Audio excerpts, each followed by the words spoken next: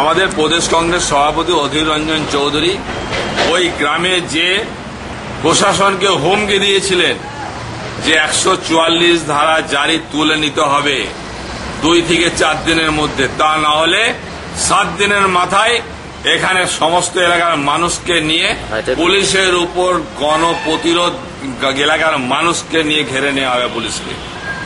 আমরা মনে করি যে আমাদের কংগ্রেসের দাবি মোতাবেক আমাদের প্রশাসন সেই হুমকির কাছে নতি স্বীকার করলেন এবং 144 ধারা তুলে নিয়ে গ্রামের মানুষের স্বাভাবিক জীবনযাত্রাকে ফিরিয়ে দিলেন।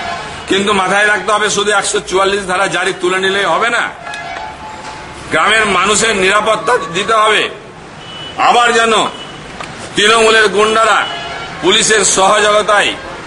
পুলিশের সহযোগিতায় সন্ত্রাস করতে না পারে, পুলিশ যেন এলাকায় মানুষের উপরে তাণ্ডব করতে না পারে, সে বিষয়টা প্রশাসনকে নজর রাখতে হবে এবং আমরাও এই বিষয়ে নজর রাখব।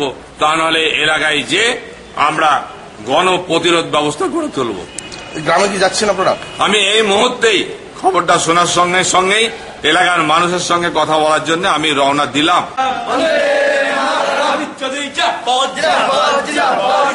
আগে চলো, আমরা তোমার সঙ্গে আছি।